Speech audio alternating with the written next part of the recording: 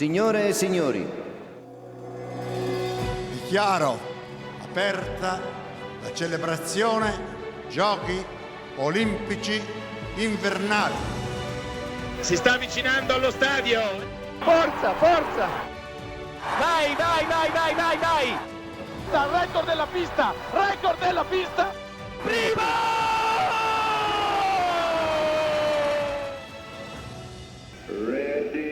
Buongiorno and welcome to Keep the Flame Alive's Day 11 coverage of the Milano Cortina 2026 Winter Olympic Games. I am your host, Jill Jaracz, coming to you from Schuckflastan House, joined as always by my lovely co-host, Alison Brown. Alison, ciao, como stai? Ciao. It's so weird when one of us walks in and we don't talk to each other because we have to save it for the show.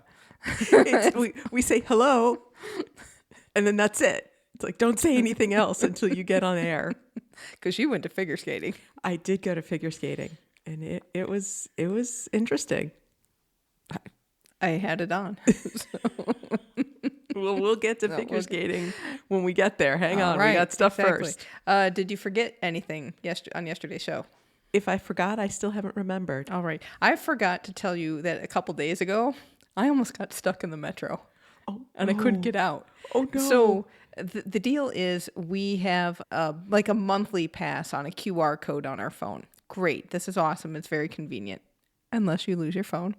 But this is how it is. So you have to scan the QR code to get into the metro and also to leave the metro gates. Well, sometimes I can't get the QR code to load. Yes, that's happened to both of us at different points. Yes. Where the QR code doesn't load.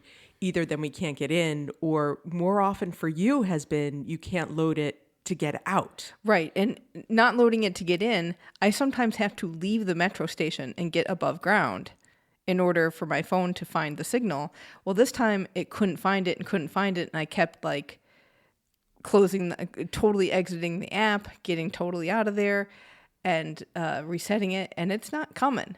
And I think I am stuck in this metro all night. Well, only till 2, because that's when they close. I'm sure if I stood there, they would actually, I would you be out texting at some point. you. Well, you would have texted me, and Yes. I would have come and rescued Yes, you with exactly. my QR code. Yes, exactly. So thankfully, a Czech pair were also having problems. They were Olympic something or others, but they were Czech, and one of them got out.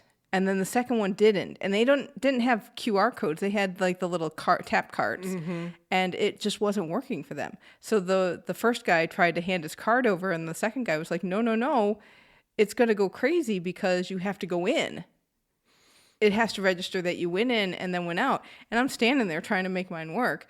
And so the first Czech man scans his card to go in again and hands the card over to the second guy. The second guy scans it to go out, and I just snuck out behind him. Which I do not feel bad, because if I got controlled, I would just be like, I have this. And it's just not working. So that's been a frustration here and there.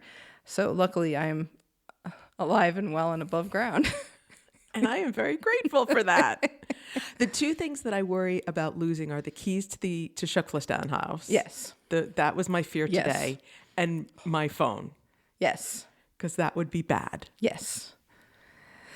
Oh boy. So we have a little follow-up file. Thank you to listener Brian for this fun fact that Schuckflastani Bill Mallon, also a historian, and Nick Zaccardi, our friend who is an NBC reporter, posted on X.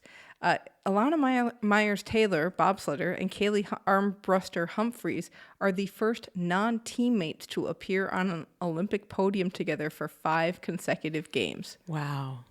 That's a fun fact. That's fantastic. And that just speaks to the strength of both of those women and how long their careers have been and how much they have accomplished. Yes. Also follow up, we got wind that some people wanted to pronounce themselves friends of Eric Heiden, so there is a pin available. We will have a link to that in the show notes. So you ask, you deliver. We're all friends of Eric Heiden now. Just you got to prove it. Pins, stickers, magnets. Yeah. One day I'm really going to get to meet him, and we're going to have to explain all of this. Well, I got a photo with Eric Heiden today. What? I did. What? Yeah, you know that in Portello, the metro stop, there's that big figure skating. Well, I know you were at speed skating, so I didn't know if he was there and somehow you got a picture with him. I'm working on that too. But in the Portello metro station, there's an art installation, which is really kind of funky. And there's so much information in there. So if you go into the metro stop a lot, you get something to look at new every time. But it goes through like all of the figure skating disciplines, and I think even hockey, and explains them and talks through the timeline and has pictures of the big winners. And of course, there's a picture of Eric Heiden. And so I took a selfie. See, for some reason, I'm never in Portello. Yeah, I know. This was, well, I had to go to the media center.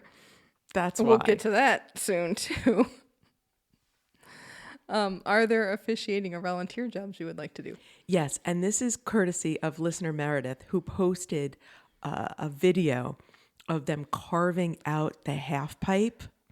There's a truck that does this. Now, I don't want to drive the truck because that seems like a lot of responsibility, but I bet the truck driver has a second in there, like an assistant co-pilot that makes sure that all the things are going the way they're supposed to be going. I want that job.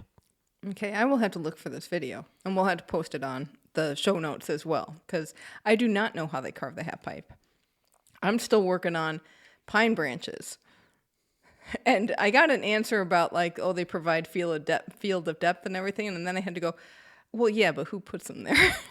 And where do you get them from? Do you go into the forest? I didn't even get to that far because I have to educate a new media person on how weird we are, okay? And it's not really weirdness when we're really excited and want to know.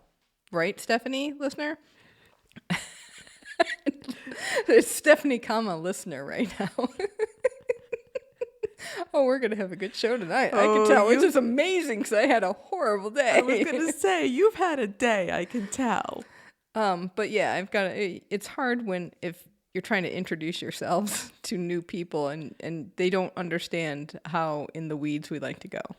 Instantly. And quite literally, because we're talking about branches. That's right. Do you go in the forest and collect them? I know. I'm dying to know. Because if they do, I would like that. I would volunteer for that job. For pine branch collection? Yeah. Oh, yeah.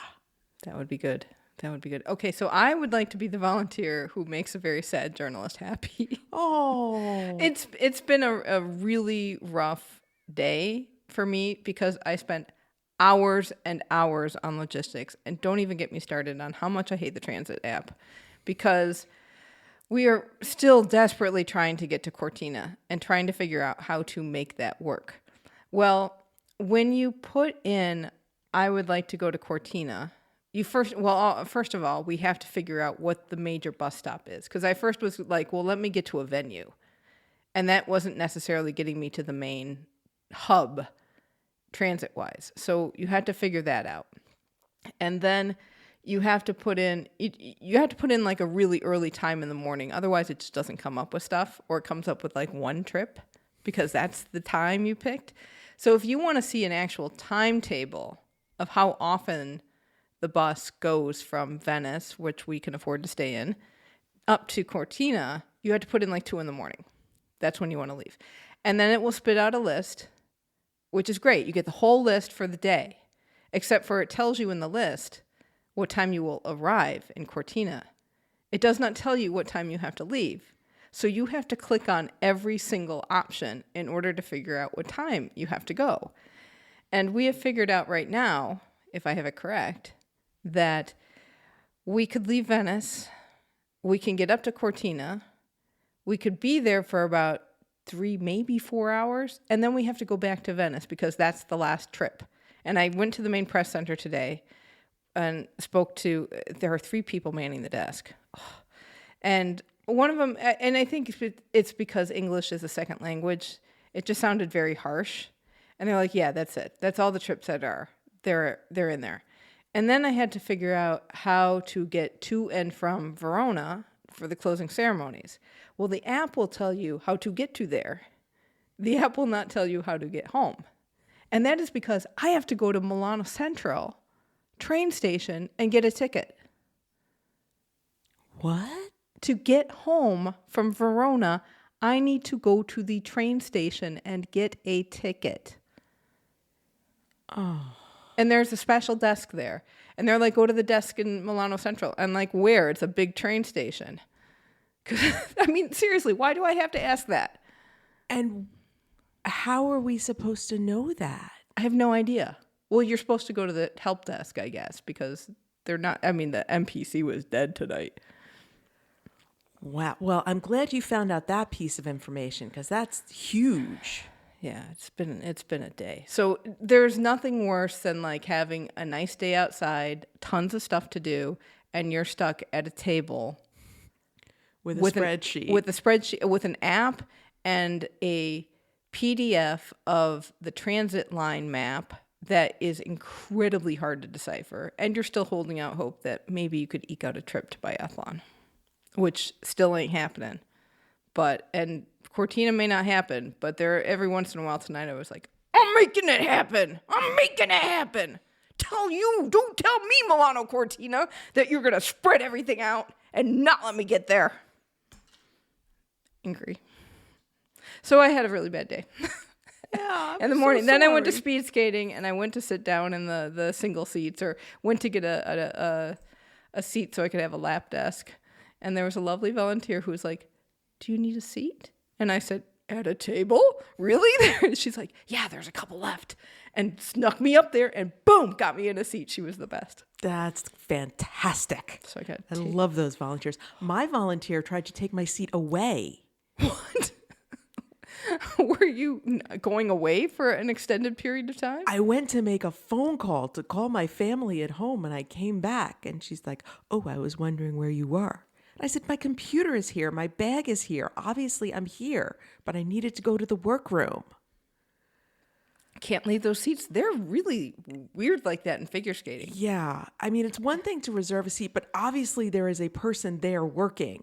Yes. But you cannot work that whole time because it's so loud in the arena that obviously making a phone call, you can't do it there. But even just for a few minutes, so your brain doesn't explode from... Or if you had to go to the bathroom, heaven forbid, do you need a pee bottle? Apparently. No snack for you. Wow. Snack? What's a snack? You're supposed to have those in your bag because there's no snacks anywhere. Cultural moments besides logistics day from... I mean, the only cultural moment was I had this woman trying to steal my seat and I had to, smooth this over. It was international diplomacy at its finest. Oh, man. Yeah, I know. It was not a good day for Jill and international. I was pleasant enough, but shocked at the transport desk. Happy Lunar New Year, if you're celebrating. Yes, Red Envelope Day. And there is a big parade in Milano. Got rescheduled to March 1st. So I was bummed about that, too. So the Dragon Parade was rescheduled? Yes, it's rescheduled to March 1st when we will likely not be in Milano. This is true. So, and then... I wouldn't be surprised if we heard some fireworks tonight, though. Yeah, I would not be surprised either. Then I went on some scavenger hunt type stuff, looking for a specific type of candy that is in a Milo and Tina tin. And I found it. I almost stopped and had a sandwich at the sandwich bar. But on the way, I ran into somebody I knew on the metro line, somebody from Olympian, Jeff. That was great. He was going to hockey. I was like, I am not dealing with the hockey venue and that trek. No. There are days when you can handle that trek, right. And today is not that day. So I got what I was looking for, which was a win, because it's starting to get to like, ooh, do you have time to go do these things? Right. And like go to the post office, which would be nice because there's no post office in the main press center, which there usually is. There's also no post office in the athletes village, which shocks me. Huh. Yeah, there's just no, and there's the postal service is a sponsor. And I'm surprised that the athletes don't have that. Anyway, decided to get off at Cairoli and go to the castle and see, what's up with the fan zone and what's up. Maybe Coke has a short line or Esselunga has a short line. Well, everything was closed by then. except for the fan zone, which did have people watching. They were watching the big air stuff. So I kind of looked at that, and then I kept moving towards the Arco della Pace because I've never seen the light show. Mm-hmm. Missed that by a couple minutes. Then I went to Carrefour and got some Prosecco. Which, I don't see a problem with. That's the culture. You needed Prosecco. That's right. So here we are. Before we get to today's results, we'd like to take a moment to thank everybody who's donated to our fundraiser to get us here and enjoy logistics.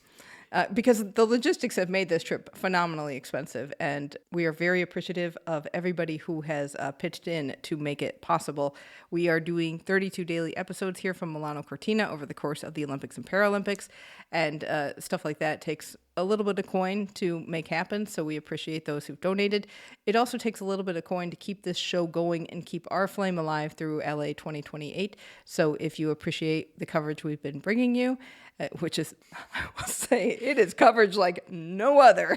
No one else talks about logistics. Yeah, I dare Bo and Yang to get on that. Well, because they've got a staff that do it for them. They have no clue that they can't find a post office. That's some poor PA's job. So if you appreciate the coverage you're getting here, please stop by flamealivepod.com and support the show today. You can go, there should be a pop-up right now, or go to flamealivepod.com/support.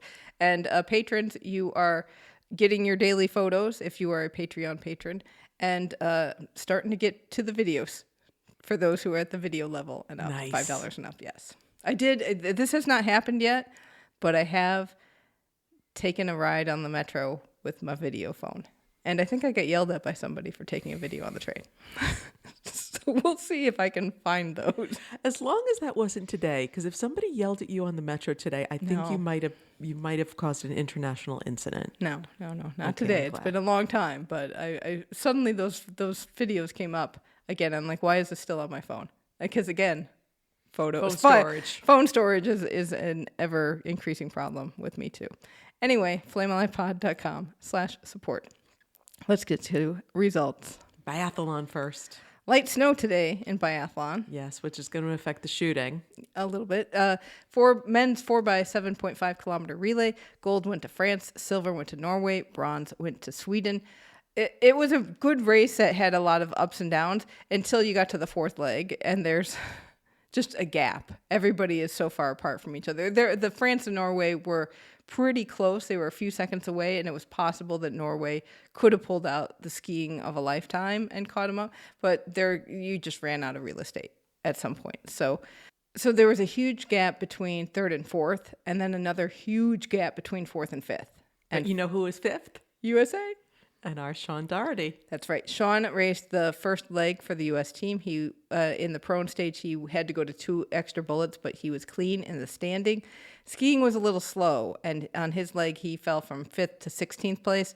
Maxime Germain got them up to 12th. Paul Schomer finished his leg in 11th, and then Campbell Wright just smoked it on the first lap, got the U.S. into 6th. Going so fast, you get a little bad shooting. Then they went down to 10th, and he clawed his way back up and had a great final shoot to end in 5th place. Which is the best finish by a U.S. team in the relay. Men's team. Men's team. Yes. Oh, right, because the women's team has done this already. Yes, show off. So very exciting day for them. They get a diploma. In bobsled, we had the end of the 2-man competition. Yeah. This is frustrating. Germany swept the podium. Gold went to Johannes Lochner and Georg Fleischhauer. Silver went to Francisco Friedrich and Alexander Schuller. And bronze went to Adam Amor and Alexander Schaller. Ooh, the Schulers and the Schallers. Wow. Yeah. When I was putting in that information, I said, Jill's going to think I made a mistake. She's going to think I made a typo. And no, it's Schuller and Schaller. Francisco Friedrich was going for a three-peat. Oh, and not Did happening. not. He's also going for a three-peat in the 4-man. Ooh. So we'll see. He's been the double gold medalist now 2 in a row. So we're going to see if he can do it in that spot. And our Shuklistanis, Frank, or Frankie, as everyone seems to call him in the Olympic movement. We've been calling him like Sergeant. What was his rank? He's a rank to us. We're busy calling him Sergeant. They're like, Frankie, hey! And Frank Del Duca and Josh Williamson took fourth, 0.44 seconds out of the podium, and lost most of that time on their third run. So that was frustration. It's bittersweet to be close to that medal spot, Frank said, but it's a good result. And a few years ago, they would have been backflipping with joy. And that's very true. Right. This is the best finish that they've had since the night train days in 2010. Wow. So this is a big accomplishment for the program to be seeing these results. Yes. So it's exciting, tough to take when you are really competitive like these two are. And they're really proud of where they finished, but, let's look onto the 4-man. Maybe we can make it happen. In curling, I'm so jealous of listener Patrick. He posted in our Facebook group the vacuuming at curling.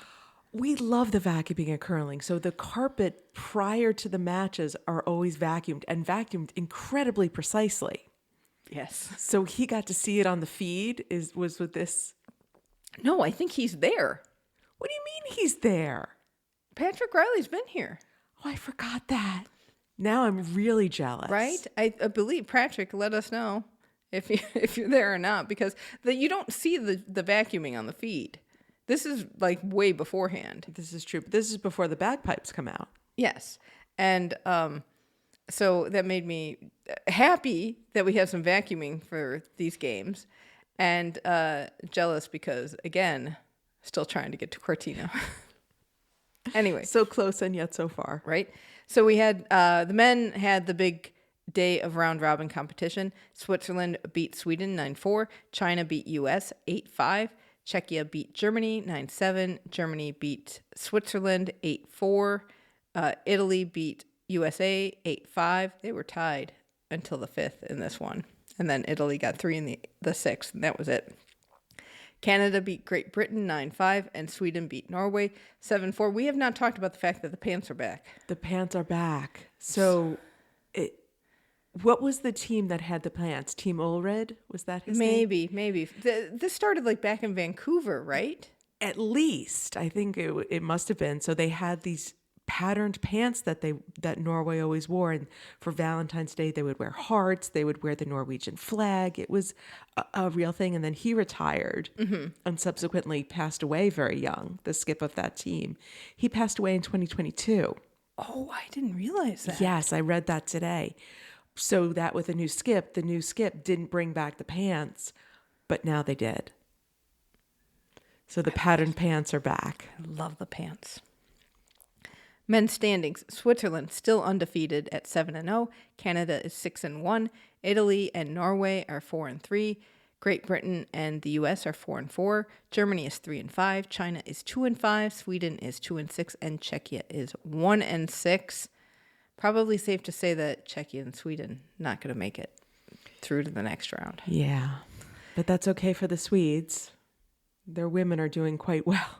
That they are. In the women's round robin, Sweden beat Canada 8-6. Italy beat Japan 8-6. USA beat Denmark 10-3. And that was a shorter game because it was just such a lead on that one. And Switzerland beat Korea 7-5. So those standings are: Sweden is in first with a 6-1 record. Switzerland and the US are at 5-2. Canada and Korea are at 4-3. Denmark is at 3-4. China is and Great Britain are both 2-4. Oh, that's heartbreaking for Great Britain. I know, defending gold medalists. Italy is 2-5, and Japan is 1-6. I wonder how young Great Britain's team is, or like on the world stage, not necessarily young. Well, it did turn over. Yeah. So that makes a big difference when you've got a brand new skip after losing Eve Muirhead, who was so experienced, even though she was so young. That had to be a big loss to that program.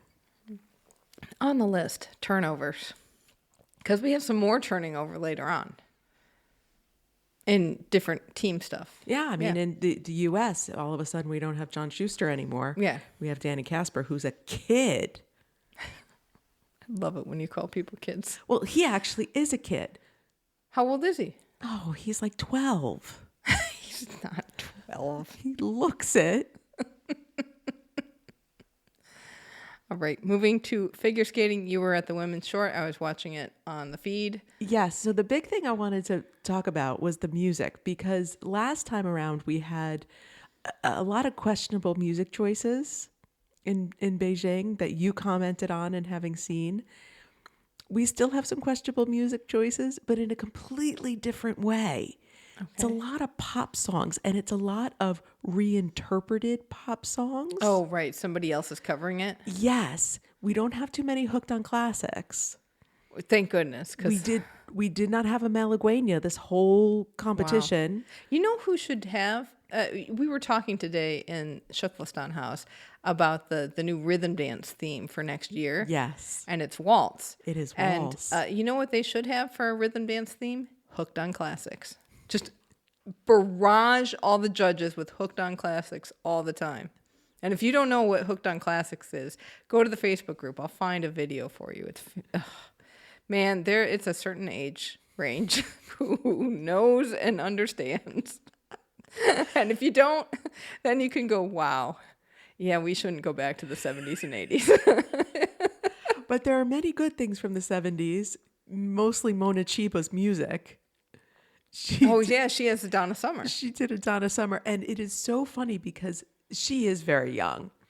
And obviously, I'm not even sure her mother knew this music. Oh, jeez. Are we that old now? Well, I mean, she's very young. So I think about how old my daughter is, and Mona Chiba's younger than yet. So we were kids with Donna Summer.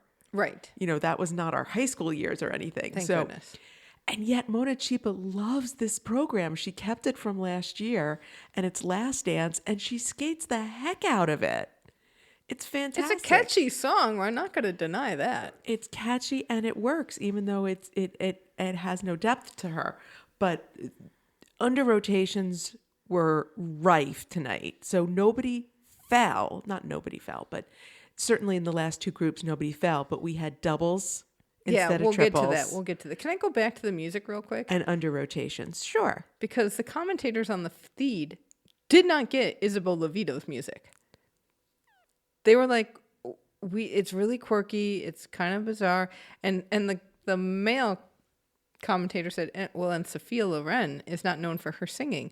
So Isabel Levito is doing a Sophia Loren song. Homage. Yes. You know, kind of playing the character of Sophia Loren in her 1950s music. Because she is here in Italy. Right.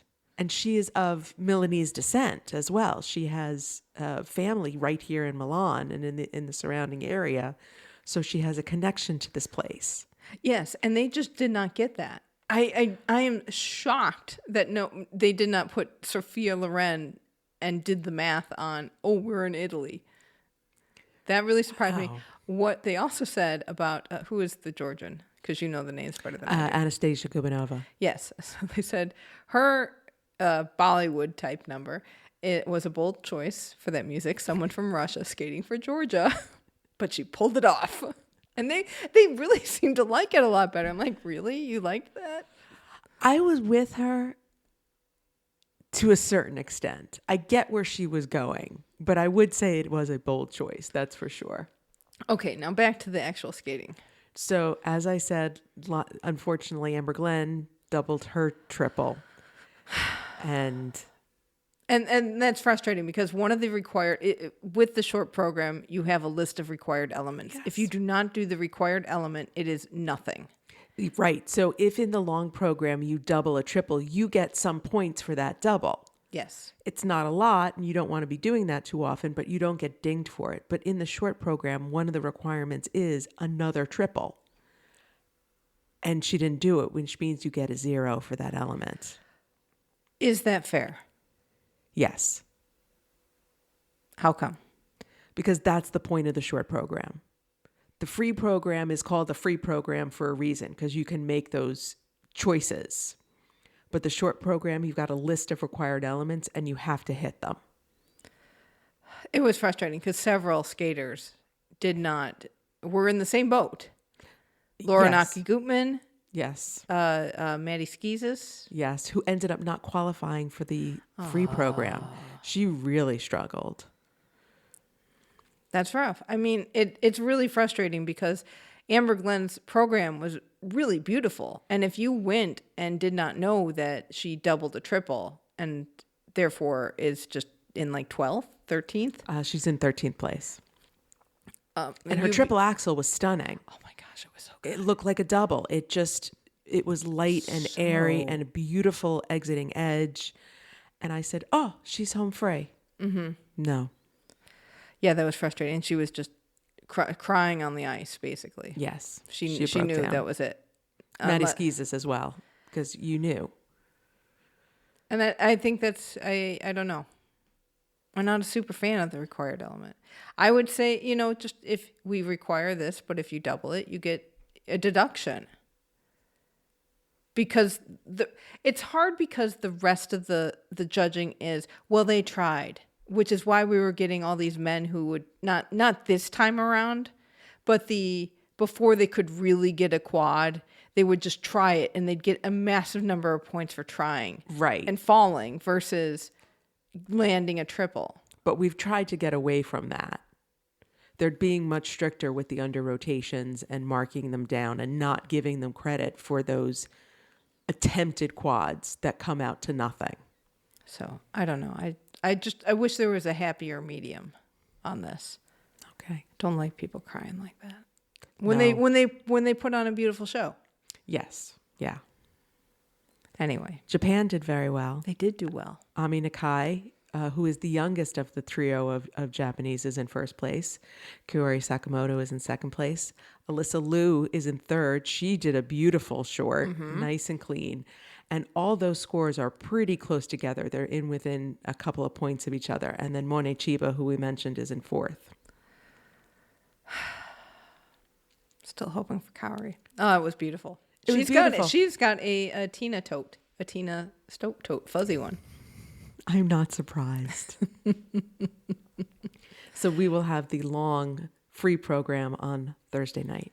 Yes. So the commentators were actually devastated for Amber. How could you not be? Yes. Because she's been skating so well and so beautifully. And it was still beautiful. That's and what's it was killing still me. beautiful because she didn't fall. She didn't break. She just doubled the triple. I think you can get less points. Because they were like, oh, Amber, let's give her some encouragement, which was really nice to hear. The crowd was a little flat until that last group came out. But if anybody makes a mistake, they will cheer like there's no tomorrow for anything that person does. That's what I love about figure skating crowds. They do not revel in any mistake. And you said Katarina Witt and Laurie Hernandez were in the house? Yeah, so Katarina Witt made an appearance in one of the ice breaks, as did Laurie Hernandez, and Ben Augusto was interviewing them. Nice. And on the feed, we saw Ilya Malinin hanging out with Martha Stewart and Snoop Dogg, who had headphones on. So, sparkly headphones. So they must have been doing some kind of commentary for somebody. If you've watched and let us know. I'm not sure I want to know. I'm curious enough. Moving over to freestyle skiing, we had a lot of weather up in Livigno. A lot of snow. Just a lot of weather. But it was funny because we had that on and it would be like, oh, the race was supposed to start at 11. It's been postponed to 11:15 and it's pouring snow. And then it was like postponed to not start before 11:30. We're like, really? It's not going to start. And then that poor guys were shoveling off the runway and trying to keep it clear. And finally they just gave up and said, no, we're going to postpone this till tomorrow. We're going to do the qualifications and the finals in the same day. And we're going to see how this goes. But they did get the free ski big air off. And gold went to Norway's Tormod Forstad. Silver went to Mark Forehand from the U.S. And bronze went to Mate Svanker from Austria. And they said all the competitors were like, the level of competition was really high. And world champion right now, Luca Harrington from New Zealand, placed 6th. That's how crazy. And Mark forehand said he had done like 2 great jumps in a row, and he's like, I am not used to that.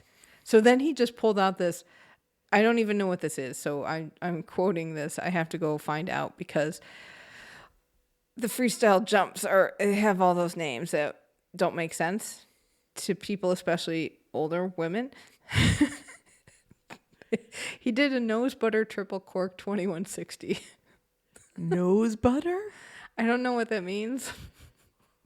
Nor do I. I mean, 2160, that's how many Yes. rotations. I Yes. can get with that. And- but nose butter? Yeah, and cork is corkscrew, triple corkscrew. I don't know what the nose butter is. Maybe he grabs his nose. Grab the nose, grab the board, do a I'm sure the judges love that one. Grab your skis and your nose. Oh my gosh. Okay. But, on the list for us. In ice hockey, we had the last of it for the men's round robin type stuff. This was the qualification for the playoffs. Sweden beat Latvia 5-1. Czechia beat Denmark 3-2. Switzerland beat Italy 3-0. Germany beat France 5-1. So the quarterfinals are going to be Slovakia versus Germany, Canada versus Czechia, Finland versus Switzerland, and USA versus Sweden. Oh. It's going to be good. That's gonna be It's going to be fun. good. Yeah. In Nordic combined, we had the men's. We had, just because it's only men, Right. individual Gunderson large hill and the 10-kilometer skiing. Gold went to Jens Loras Oftebro from Norway. Silver went to Johannes Lamparter from Austria, and bronze went to Ika Harold from... Finland. Oh, okay. Nice. I should have guessed with the name spelling. We had a repeat gold and silver from the normal hill event. Our Shukflastani by contact, by relation, By friend, family. by friend, Shukflastani by friend, is Nicholas Malasinski. He finished 13th. He is brother of Annika Malasinski. And Oftebro finished 5th after the jumping portion, pulled ahead of Lamparter in the last kilometer of the cross-country race. Wow, he's going to race with his brother Einar in the team event. Yes, Einar finished in the top 10 here Okay. as well. So I was getting very confused because it was Einar Loras Oftebro. Like their middle name is also the same. Oh. So as I was reading the results and going through some of the details, I kept getting confused about which Oftebro bro I was talking about. Snowboard got postponed. They were supposed to be the women's slope style, so it's postponed to tomorrow afternoon. Hopefully we will be done with the snow by then. The men's final was also tomorrow, but got moved up to earlier in the day. And we have a Brian Carberry repeat watch. If Mark McMorris from Canada wins bronze, he will be the first ever Olympian to four-peat in a bronze medal in an individual event. Wow. Which is a wild thing to be remarkable about. So I'm very curious if this will happen. I'm not sure, as an athlete. You want to be known for having won the bronze medal so many times. Well, I don't know, because you managed to get on the podium. This is true. And he's coming off that injury, that crash. Yes, So yes. I think any podium finish would be quite an accomplishment for Right. him this time around. I would also not be surprised if he did not realize. Right. He's busy.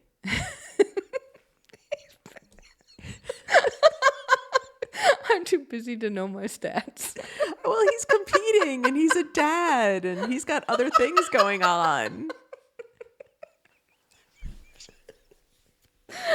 It's been a day.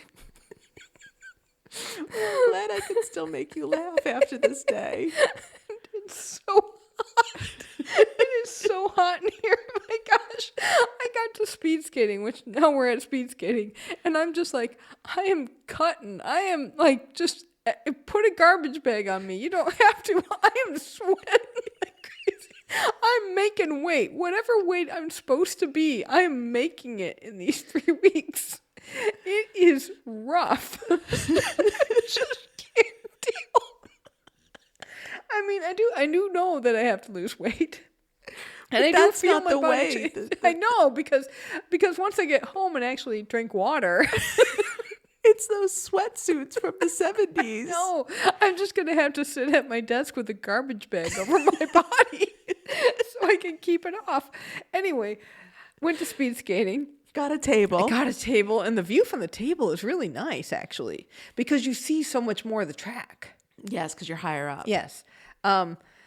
So we had the team pursuit, the men's and the women's, the finals for that.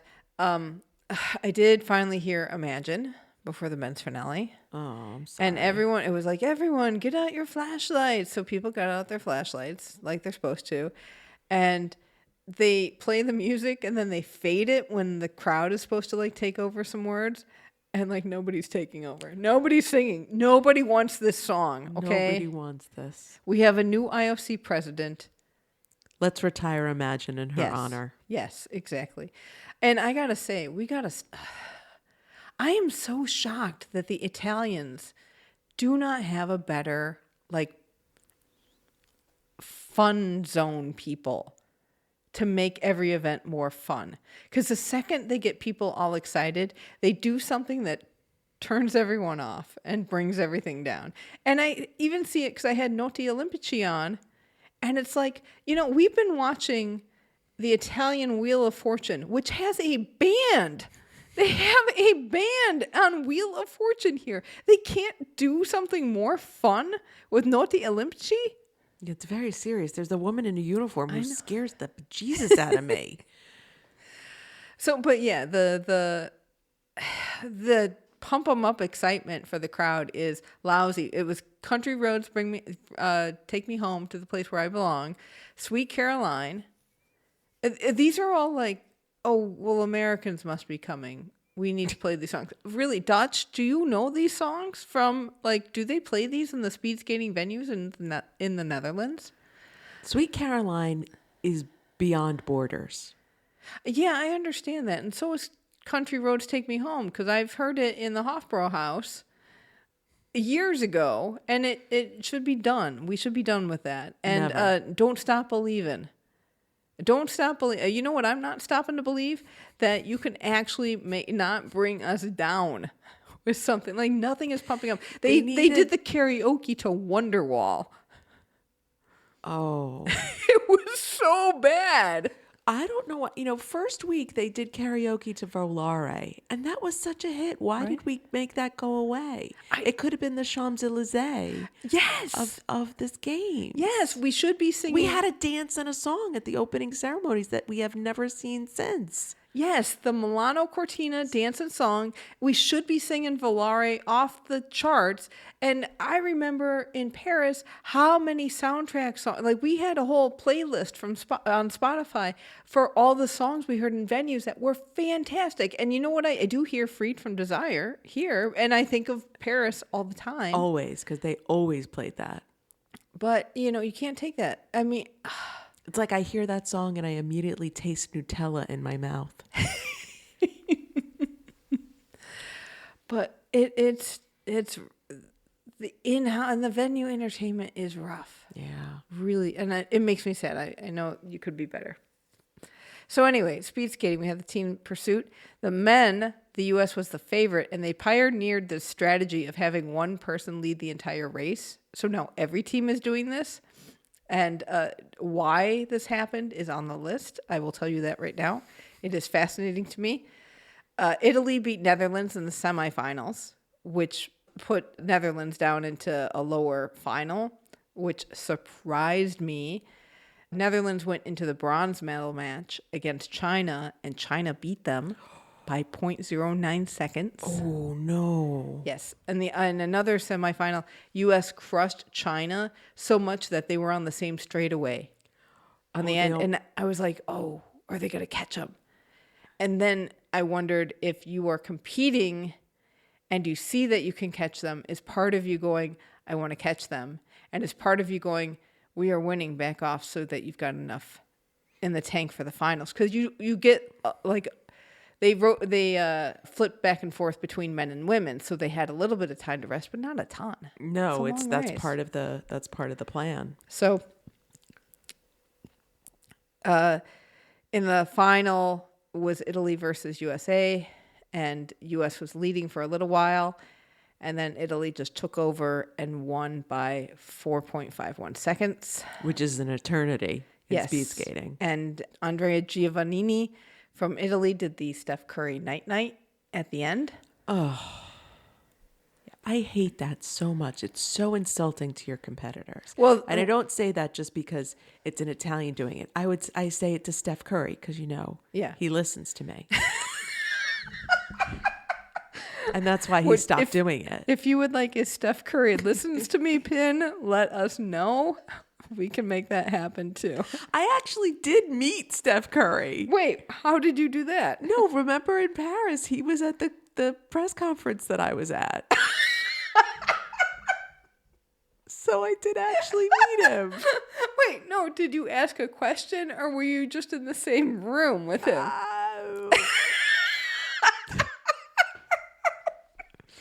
I didn't ask a question, but I waved. Wait a second. You sat in a press conference and then you waved to No. When it was time to leave, they all kind of waved, so I waved back. But that's just rude if you don't. They were walking out and waving, so I waved back. Okay. So he listens to you. That's why he stopped doing it. Okay. I told him it was rude.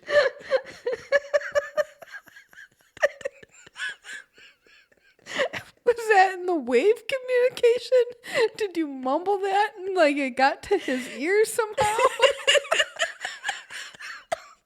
It was hand signals like flags. I see. Okay. Well, the U.S. did not see the Steph Curry night-night. Oh, good. Emery Lehman from the U.S. said, well, it's better than the 2 middle fingers from the Russians that they got 4 years ago. That was great. Which also is quite rude. Yeah, well, yeah, that one's really rude. In the women's team pursuit,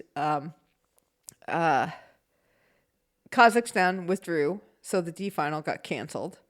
And then we do our semifinals, and we get to the bronze medal match. It's Japan versus USA. Japan beat them by 3.51 seconds. The U.S. was just down all the time for the whole race. They felt really off in the last couple laps. But with Japan getting the bronze, skater Miho Tagahi now has 10 Olympic career medals, and she is into the top 50 of all time. So thank you to Brian for that fun fact. And she's pretty stoked about that, to be quite honest. Longevity there. Netherlands, and then the gold and silver medal battle was between Canada and Netherlands, and Canada just kept driving on this one. They beat Netherlands by 0.96 seconds. So Canada team has been skating together for 8 years. They say it's now time to pass the torch. So we'll see some new skaters coming up. Interesting. Best thing I saw the photos of this. People wearing sequined Mountie uniforms. With shorts. Yes, with shorts. And they were fabulous. I tried to take pictures in the stands, and then I saw them outside the venue, and I was like, oh, I need a picture of this. Excellent. So loved the fans. Everyone was excited. It was a little bit more of a mix versus all Netherlands. Well, you had Italy going for medals, so that'll bring out the... Yeah, but they weren't that much. There were a lot of Canadians. Fair enough. So there's a lot of Canadians here. I see them at the hockey rink. I saw them tonight, actually, at skating. Really? There was a good number of Canadians there for Maddie Skizas. Well, that's good. And just a lot of maple leaves flying around, which I don't mind. I did notice on the ice maintenance, the Zamboni came out, and then the team walked the ice with the purple bottle, and they did some fill-in. And I'm wondering what does Zamboni miss? You know, Zamboni's a big brush, and sometimes you need the fine-tooth comb. Hopefully. I don't know. On the list, we've really got to get in the next Some more squad. ice maintenance. Ice maintenance. All right, that does it for competition today. Who is competing from Shuklastan tomorrow? Tomorrow we will see Gus Schumacher in the cross-country men's team sprint. Julia Kern in the women's cross-country team sprint, and Deidre Irwin in the women's 4x6 kilometer biathlon relay. Go team. And we have a mascot today. We have a mascot today, Millie, the Cavalier King Charles Spaniel, who I believe you know. I do know. Millie is adorable. Yes, Millie also apparently likes a good cocktail. Yes, because, and I have been to this place. It's fabulous. It is a hair salon / cocktail bar. Yes, and Millie enjoys to share with her family when they go. Yes, so they make a good cocktail, and Millie doesn't mind when you spill. I can't say that I mind either. Wait, would you look it up on the table? No, I wouldn't. We also have shout out today. Stacy, a.k.a. Teeny Meeny from Sacramento, California, knows she can't watch every single event, but she will be trying very hard to do so. Okay, so Teeny is one of my derby buddies, and she is a Facebook friend. She has new USA-themed outfits almost every day of the Olympics. Oh, fantastic. They are fantastic. Better than the sequence bounties? Yeah, I would say so. Excellent. I mean, that's a one-off. She can come on for 17 days. So thank you, Teeny. For an Olympian, we've got Stacy Powell, same church, same pew on your name. And she is a platform diver from Great Britain, competed in 2008 and 2012. So thank you so much, Teeny. And that is going to do it for this episode.